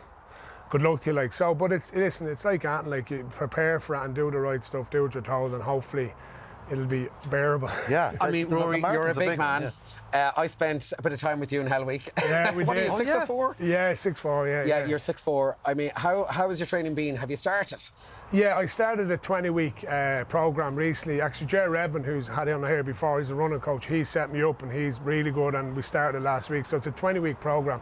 But it's intense, like it is, 5 to 6 days of doing something towards it. Like, the stretching is the boring part, believe it or not, because you just have to go through it to keep everything in. But just trying to kind of prevent injury is the big one, really, like, and do whatever you can, and my ice baths and stretching all that to try and just be somewhat ready for it on the day. Yeah. But you are kind of fit though, aren't you? I mean, no, I do enjoy training. Like, listen, I've always said it. Exercise is my number one medicine for my head. Like, you know, I always like look at it to kind of boost my mood or whatever, and to kind of, I always, like, if I've something on that day, get exercise done that morning, I just feel more confident myself, more sharper, all that kind of stuff. So yeah, like, exercise has always been a part, but I've never ran any more than 10k, and this is 40 odd k, so it's a different You're doing it for a very special reason. Tell us about the reason. Yeah, so obviously when you're doing a marathon, like, you know, there's an opportunity there to raise money, and I was thinking, like, I've worked with a few charities over the years, but As I Am, which is the autism charity, is one that's definitely something that I want to raise certainly funds for, but also awareness. You know, it's in my own family. I've cousins and their kids have autistic children as well, so I just want to raise awareness, because I know how difficult it is. Like, there's a lot of stigmas still there at the minute, like, and you can often consider it, bold child. You'd see a child out having a meltdown in a shop or something, and it's easy for people to look and say, oh, look at that bold child, put discipline on them. But you don't know what that child's experiencing in That's so their head, funny. like, we were just talking a few minutes ago with the support dogs in, and we were talking about people's own experience, like families' own experiences. And like you say, you could be looking at another family and going, geez, that child is kicking off, or, you know, tell the child to sit down. But you don't know what's going on. No, you don't know. Like, and I've been there. Like, I've been with my son in the Tesco there, and he is having a beyond the meltdown, and there's no control. They get into this overwhelmed state, really, and they won't listen to you. They just, and it's very hard, and it's very difficult to stand there. But I passed it now. Like, you look at people, look over, going, well, what would you do here? And it's trying to remain calm. But it burns parents out. Like, you get home and they're out of it then. They go, oh, come on, can we play now? And you're just sitting there and you're like, oh my God, I am. And that's that difficult, like, it is, like. And your son, is Zach autistic? Yeah, he is, so yeah, he is. So it's every day's a learning curve, yeah. Yeah, it is, yeah, but it's fantastic that you're doing it. You're doing it for him as much for 100%, yeah. Adam, you set up the charity As I Am. Why did you set it up? So I set up As I Am 10 years ago this year, based on my own experiences growing up in Ireland as an autistic person. And I suppose over the last 20 years or so, over the course of my life, you know, there's been a lot of change. There's been a massive increase in awareness of autism, but there really hasn't been that shift we need in terms of understanding and acceptance. If you're an autistic person, day in, day out, you have to adapt to a world that isn't built with us in mind. Autistic people face barriers that other people don't even see, and those barriers prevent autistic people from having the same chance to live, work and play in the community, just as Rory is describing. So our charity tries to do two things. things. First and foremost, it tries to provide supports to autistic people and families right across the country. We have a national autism information line, and we've group-based supports programs for both autistic children and adults. But critically, we focus on accessibility. So when you think about accessibility, you might think about things like wheelchair ramps and lifts, but it's about educating others in the community about the small changes they can make that make a big, big difference. So I suppose really it's all about early intervention. You're there for those first baby steps, right? So I think for many families, you know, the first battle you face, the word you hear most when you're going on this journey is no. No, I can't help you. Sorry, I'm not the right person to talk to. We try and be that organisation that says yes. Families have to fight for the diagnosis, but then very often a piece of paper is slid across the table and there is no follow-on support. There is no next step or signposting. We try and hold families and individuals' hands as they go on that journey. And really, I suppose, to equip people to see autism not in the context of something negative, but as a difference within our community that we need to plan for. We need to celebrate difference more. To mark World Autism Month this year, we did an Attitudes to Autism poll. So we polled a representative sample of 1,000 Irish adults. And what was really clear is nearly everyone's heard of autism. Most of us say we know somebody who's autistic. Many of us have somebody in our family. But when it's about putting that knowledge into action where people often fall down. So 60% of people say, I wouldn't be comfortable having a conversation with someone who doesn't make eye contact. A majority agree if you see a child overwhelmed in a public place, maybe their parent just needs to be stricter. There's still a reality that people think if you can't sit still and be quiet, you shouldn't go to the cinema or the theatre. And this creates a huge stigma, and that's why we're so delighted to have Rory on board, because the funds raised will be so important in helping us scale those supports we provide around the country. But Rory's platform, I think, can also bring this message into every home in the country that people just need to be a little bit more open, a little bit more accepting of difference. Rory, have you and your family, have you used any of the services? Have you learned anything from As I Am? Yeah, like it is. It's my wife has been like. What's terrible is that you have to fight for a lot of things, like, you know, and like make no mistake about it, like autism didn't just appear in the last few years. Like you go back to our school days, you go back to our school and go, oh, your man was an oddball, wasn't he? Or your one's a bit weird, or your man's a bit mad. There was no spectrums then. There was no like even myself, like, you know, dyslexia, ADHD, all that kind of stuff. Like just bowl, get out of class, and but never underestimate the power of SNAs in the education system. And if there's one thing I really want to get across is, whatever you cut with education, please don't cut that, because like I even know from my own son, he gets a couple of movement breaks every day in school, and without that movement break, he comes home very deregulated and he's just not himself. So it's beyond vital. Like the movement break that I would have needed in school, or say Deric definitely might have needed as well, we were told to face the wall. That was our movement break. I know, I was there as well, So nowadays, like, you know, you have this kind of resource to say, okay, let's go Zach, or let's go Ray, or let's go Deric or Rory out here, run them around the pitch back into the classroom.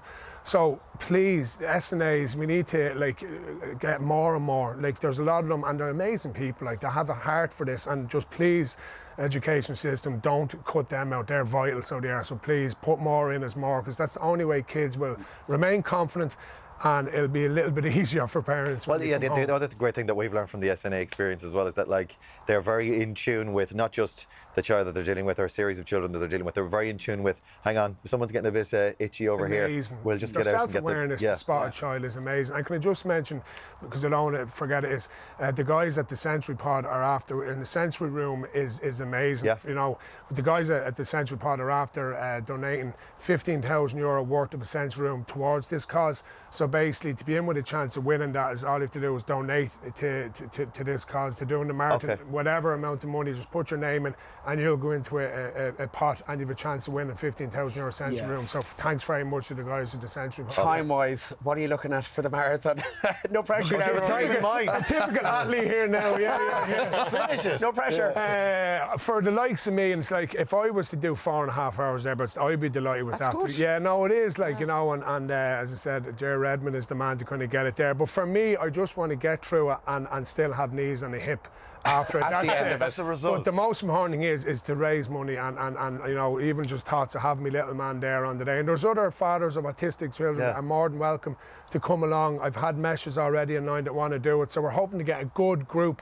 and show that we're proud of who we are, and we're proud of our kids, and let's just do what we can for them. That's okay, what and I know, Adam, you're going to be supporting from the sidelines as well, cheering them all on in I'll buy him a October. pint at the end, a bit of motivation. Absolutely. Pass on the back in it. Have you run a marathon? I have. I've done it, yeah. All right. 3.5. Rory and Adam, thank you so much for joining us, and good luck. Yes, Cheers, man. good Thanks luck. very much. We'll be Absolutely, cheering you gentlemen. Now, to donate to Rory's marathon at 10th, head on over to idonate/Dublin Marathon for autism awareness. Now, after the break, we've got a one-stop, one-pot wonder in the kitchen, and Rory's going to stick around for some grub too. We'll see you then. I might get you running a marathon.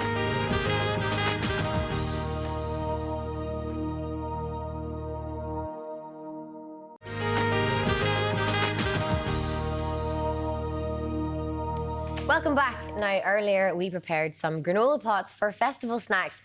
But what if you fancy something a little bit more filling? And I do. Chef Charlo is back with a chicken one-pot wonder. And Rory O'Connor, Rory Stories, has stayed on with us as well. Are you hungry, Rory? As always, yeah. You've come to the right spot. Let's make sure you're well filled for your marathon training. Charlo, where are we beginning? Well, we begin with, I just want to dedicate this dish, if you don't mind, to. I met this Scottish lady during the week. I work in the hospice in Harold's Cross, and I met this Scottish lady. Her name is Sandra Norton. She's watching in this morning. I said she's in her hospital bed. We said we'd give her a big wave. Hi, Sandra. Hi, Sandra. Hiya. Sandra Norton, this dish is for you. And she was slagging me because I was a scout, so I followed Liverpool. Oh, here. Okay. We're not So anyway, going to war. so Sandra, I hope you enjoy the dish. Okay, so this is a chicken chorizo rice one-pot wonder, and the whole emphasis on this, Rory, as well, is that it's all the festivals are starting.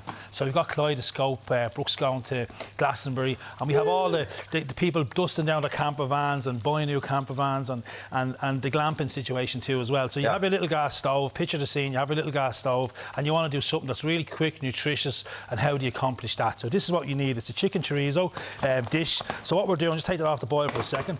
So what you need for this dish is you need chicken thighs, cheapest chips, they're 50 cents each. So this is really cost effective too. All the expense you have for your getting all your bits together for your festivals. We're going in with some mixed peppers. We've got courgettes, we've got red onions, we've got some dried herbs, chili flakes, smoked paprika and turmeric. We've got some Himalayan salt, we've cracked black pepper, we've got some rice. Very important, we've got the vino.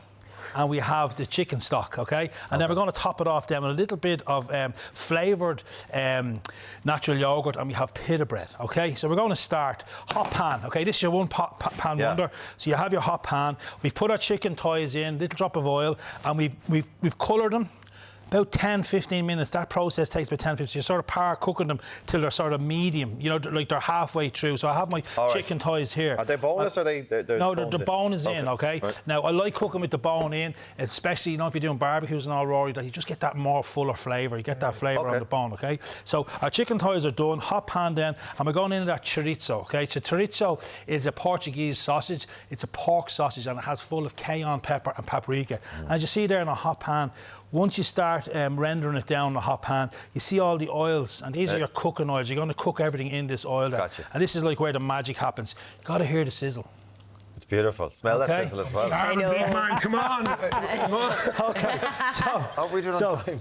So what we're doing here, we're going to bang in all our veg, okay? So we're going to saute up all our veg. So we have our courgettes, red onions, mixed peppers in there.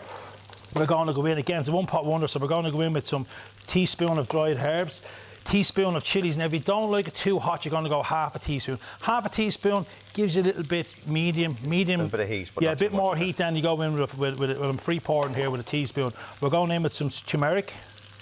Okay, and then we're going in with some smoked paprika, and that smoked paprika gives you that barbecue-y sort of background flavour. And it's about a teaspoon of each then, is that what you're going Teaspoon of each, yeah. We're going to mix that around, okay?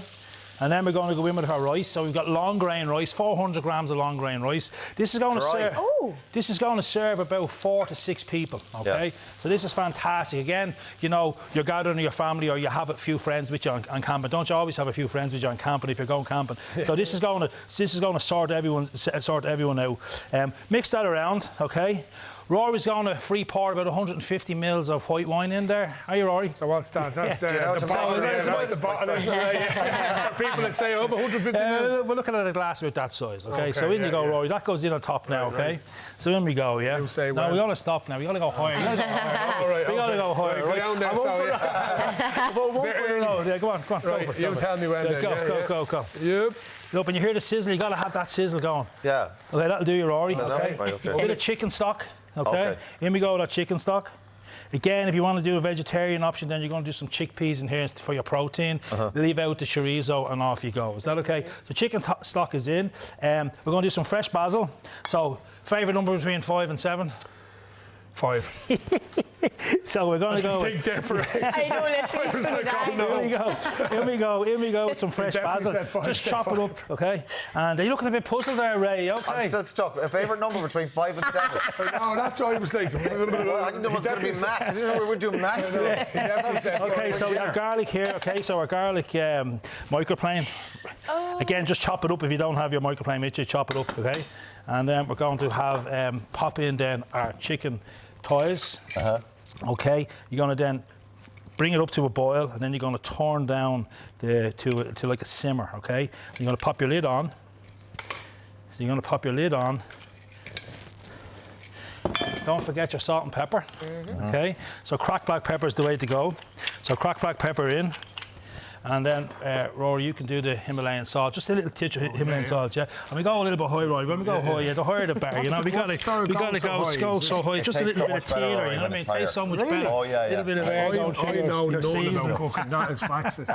Come here. Now, so this goes up to your boil. So you take your lid off and up to your boil, and then you leave it for 30 to 35 minutes. Right, that's what I was going to ask. Exactly. Is it going to go dry because that rice is going to soak up? It's going to soak up. It's going to go like you want a sticky flavour. Okay. So after 35 minutes, you're taking your heat off and you're leaving it then to sit for 10 minutes. All the liquid is absorbed. How do you know then your chicken is cooked and it's safe to eat? Okay, so you're going to pare back and you're going to make sure, first of all, there's no pink. Okay, and you're going to make sure then it just completely comes away from the bone like so. And then you're safe to eat. Okay. Then when you're dishing up, then we're going to serve it with a bit of natural yogurt, but I like flavouring the yogurt. So I like doing sriracha or like sweet chilli sauce. So I have a little bit of sweet chilli sauce there. So if you mix that for me, Rory, okay? Yeah. So this is yogurt. This is yogurt and this is yogurt and sweet chilli sauce. I was telling Rory. I was telling Rory that I did 2 marathons, 2011, 2012. So I was giving him. How many have you done? 0. Gives me great hope now because you're no nipper yourself. So it gives me great hope that you got around. Anyway. Two athletes, 2 prime athletes here. Now, Rory, you're going to just drizzle a little bit of the yogurt over our dish here. So there we have our beautiful sticky rice. Okay. Perfect, yeah. A little bit over the rice here as well, Rory. Okay, lovely. Yeah, you like this sauce. Well, I always wanted to say this. If you ever met Rory, you wanted to say it to Rory. What's the story, Rory? Hey. Brooke is starving. My tummy hurts. So, just a couple of pita breads, okay? A couple of little pita breads, all right? And you have your glass of wine around your campfire. That's the wine there. Thank you. you. Okay, and we'll dish up one for. Is this me or is that Brooke? You No, we can You're share. starving. Brooke, So you have that beautiful cover, but you also have that background flavour of the chorizo sausage, and you have your beautiful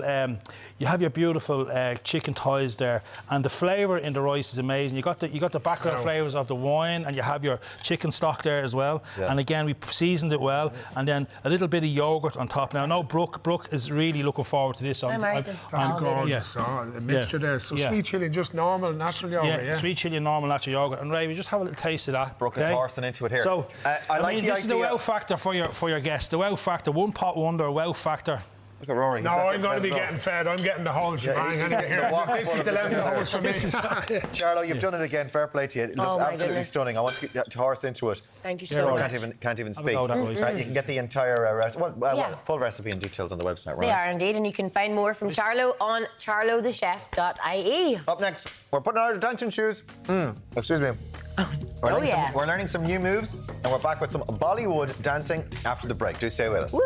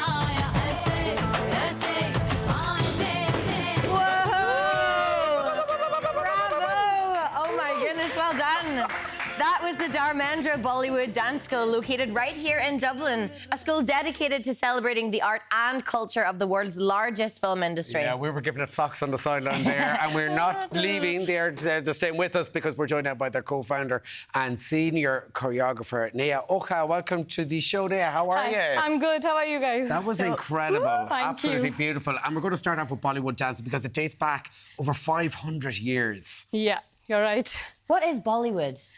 Bollywood is one of the part of the Indian film industry, and it's a bigger part of the Indian film industry. And I can say it's a larger part in terms of production of the movie. So 5,000 movies, you can say, like kind of produce and release every year in the Bollywood. I mean, not only do you have Bollywood, you have Jollywood, you have Tollywood. Exactly. You have Gollywood. It's a massive industry, right? Yes, that's true. That's what I'm saying. Like, so Bollywood is a part of the Indian industry, which includes the South Indian cinema, like you said, the Collywood, Tollywood, they all. And apart from that, there are like more film industries as well, the smaller ones, which kind of makes a big Indian industry. Okay. So not all Indian films are Bollywood films? No. Bollywood is a larger part of the Indian film industry. It's incredible. And right here back at home, in fact, the Indian culture is on the rise. What a beautiful, beautiful culture we share with us. Yeah, that's... I actually noticed about the dance, it's more like a love story, the way the dance tells. Is that what it's used for? Dance is used as a communication form to tell a narrative? Yeah, so it's like basically Bollywood dancing is more about drama, like, you know, you have a storytelling. So it's more fun, like kind of a spicy, like you have seen the expressions like, like that, like, you know. So, yeah. How popular is Bollywood here in Ireland? A lot, like as I remember, like we started in 2012, there was not much here, like, you know, in Ireland. And since then to now, like I can see, like it's a huge, like the lots of big companies, I can say like Google, Facebook, lots of companies, they want like the Bollywood dancing, the workshops, and lots of weddings happening here as well, I can say. Like they need a Bollywood theme, they need Bollywood dancers, and people want to learn Bollywood as well. Yeah. Have you noticed any misconceptions from the West about Indian culture and the dance and Bollywood dancing? I don't know about that. Maybe you can tell. No, not from me anyway. Not from me. But there is quite a big Indian community now living here in Ireland. Yes, that's true. That's true. Yeah, tell us about the school as well, the DBDS school. When did you set that up? We started in 2012, like, you know, and then after that, the target was to promote the culture. And we did really well. The Irish community supported it so well that now the Bollywood is in a huge demand. Like everybody wants it, like not only in Dublin, all over Ireland, people want like the Bollywood dancing, and we are very busy. Yeah. Now, from the first bat, it's the costume. Now, tell us more about how special and significant the Bollywood costumes are and the dancing. It just catches your eye immediately. Yeah, like you can see the colors and the clothing, the embroidery things and everything. And the Bollywood costume is not the one costume like which I'm wearing right now. There are plenty of costumes which are Bollywood costumes. And that makes special is the colors. You can see like lots of jewelry. Well, I was going to say the jewellery because you were sparkling here this morning, right? That we did one of the part of the Bollywood dancing, like it's kind of a little bit kind of, you know, the drama part. So this dance is more about the drama we did. Deric loves drama, so I think he wants for drama. I think he wants to learn a few steps. Oh, sure, why not? Yeah, like, so you're going to teach us here this morning, right? Yes, I'll teach you like one of the very popular and trending song, like which is going like on Instagram and everywhere, very trending. In fact, all over the world, I can say. Okay, right, we're going to put this down, right? So you're going to teach us the basic steps, right? Yeah, sure. Okay, so what do we do to start off with? So, hand it here and just go chak, chak, chak, chak, ha, clap. Then, now another hand, chak, chak, chak, ha. Then after that, you, and here.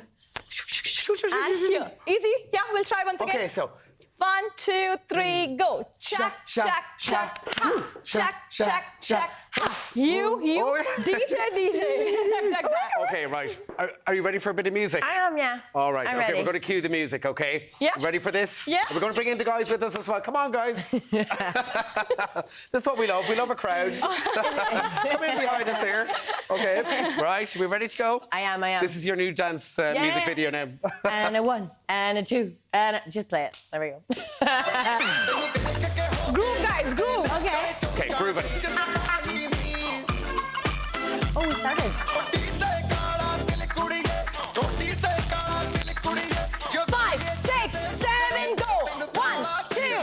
Slower. Slower. 3. 2.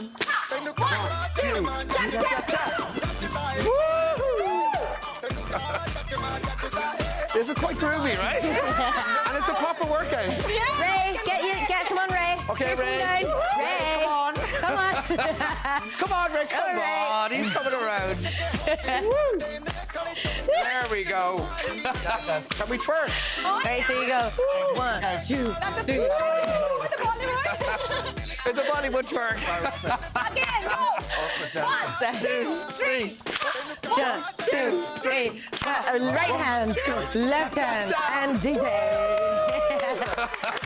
Absolutely loving that. Thank you so much, guys. thank Well done. you. And of course, if you want to follow in our footsteps and learn some moves of your own, you can sign up for a lesson at dbds.ie.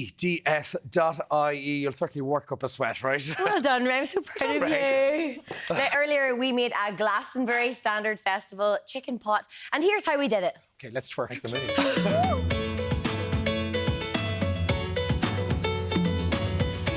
Add your chicken pieces in a medium pan.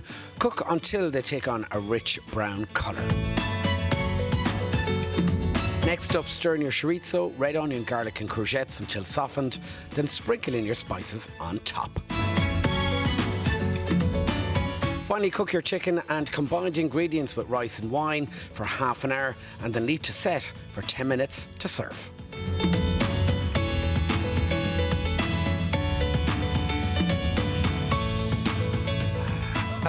That's an breath. That's great. It was good, yeah. You twerking? You've done Dancing with the Stars. You took it to it like a duck to water. Sorry, I'm not Bollywood dancing. We'll get you on it this year. Yeah. Yeah. I doubt it. If 1 week on it and kicked off it straight away, I don't need that in my life. You were fab. It was great crack, wasn't it? Yeah, it was great. Yeah, lovely. Coming up tomorrow, he's shared the stage, with Joanne McNally and swapped stories with Niamh Kavanagh. The hilarious Garrod Farrelly is in the house tomorrow morning. And we chat to Stephen Moffat, the writer who gave Matt Smith and Benedict Cumberbatch their big breaks on Doctor Who and Sherlock. Absolutely. Also, actor Jamie Keena tells us about trading his spandex Mamma Mia suit for some Westeros armour in the new series of House of Dragon. Brilliant. Awesome. And all that plus we're making cinnamon buns in the kitchen and getting a lesson in beatboxing. We're live here from 9. From Bollywood dancing to beatboxing. I know. We're covering it all this weekend. Yeah, It's with more crazy text. We got some texts about DIY. Yeah. So David got in touch and said, my husband is a big DIY fan. Whenever I ask him to do something, he says, do it yourself. Do it yourself. I don't think he is a DIY fan, man. I don't think he is, actually. That's the way to do it, David. Yeah. Another one in there. I don't know why I can't drill straight. This is from Jane, by the way. Or saw straight either. I always do everything at an angle. Is it normal or am I just broken? No. If it ain't broke, don't fix it, right? Lots of people, lots of your texts in about DIY as well. And during COVID, had a great repair to my roof. She lost a finger. Yeah. Oh, well, oh my goodness. Have a good day. Bye.